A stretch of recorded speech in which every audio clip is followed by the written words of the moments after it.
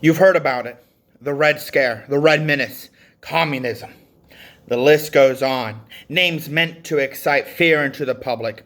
Fear that if it were getting purchased in America, it would tear us apart at our seams. But look at us now, America. Look at us now. We have social inequality, racism, political strife, a virus run rampant, and despite what the Dow 30,000 says, economic collapse. Over 60 million Americans have lost their jobs this year. And while everyday Americans like you and me have lost billions this year in 2020, the 1% and the political elite have laid back and gained trillions. We were made to fear socialism while capitalism led to our downfall. Socialism works for every other first country in the world. The United States lags far behind on quality of life in comparison to other countries. We're the only first world country to not have some kind of universal health care.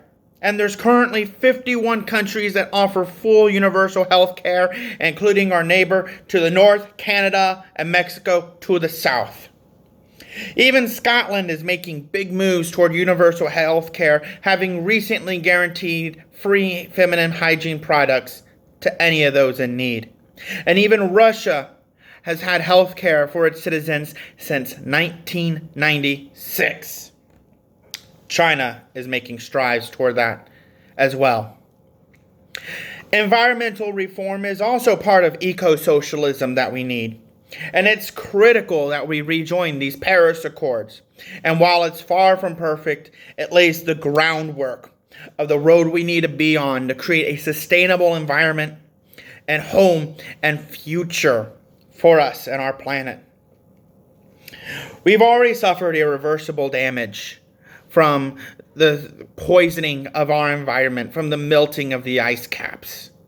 And we need to reverse this, lest we turn into another hothouse planet, another greenhouse planet like Venus. And we must do that with carbon neutral policies enacted and in place by 2030, not 2035 and not 2050, 2030.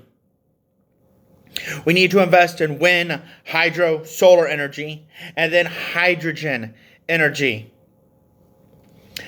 And look before you say, it's socialism. One of the most popular things in America was a socialist idea. Have you heard of FDR and his New Deal? From 1933 to 1939, it dug us out of what was previously the worst economic crisis in American history. It put tens of millions of people to work, and it built the infrastructure that America enjoys today. It gave us Social Security, which is enjoyed by many people of retiring age. We need to update this plan with the Green New Deal. And it was so popular for our forefathers.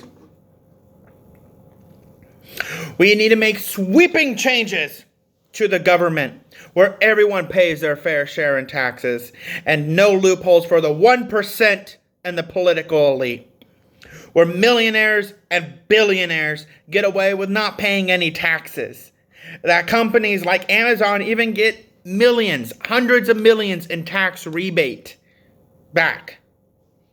Because citizens like you and me shouldn't be paying more in taxes than Jeff Bezos and Donald Trump. People who are struggling just to have a roof over our heads and food on our table. It's socialism for the rich and capitalism for the poor. When the pandemic was announced, within days, all these mega corporations ran to the government asking for handouts after the longest running bull market in modern American history. Same as what they did in 2008 after the housing with the banks. And it's time for them to bail out us. Healthcare needs to be signed immediately into law. How do we do all this? By taxing people fairly. And military spending is out of control. We spend $332 billion last year on our military budget, outspending the next 10 countries combined. We could cut our budget in half and still spend more than Russia and China. We use this to end homelessness for $20 billion. Universal basic income, childcare, education. And this is just with one cut to the military budget. UBI down the road is so important for us. And that carbon neutrality, I can't stress, is the most important of all. To live sustainability. It's imperative that we have a world that's livable for all of us in harmony and respect. And it's not a home just for us, but for all species who live here. I'm going to read part of a poem by Carl Sagan to close us out.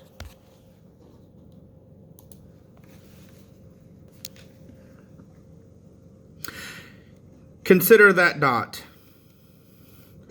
That's here. That's home. That's us.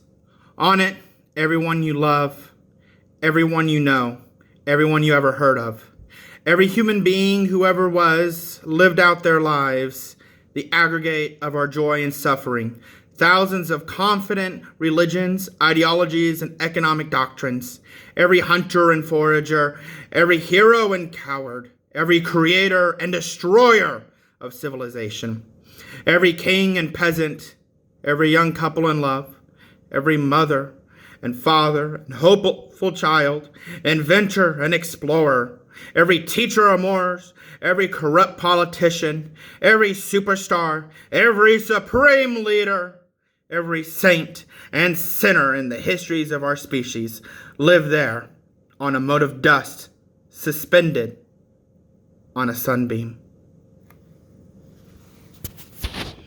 This was taken from the Rings of Saturn. This is our home.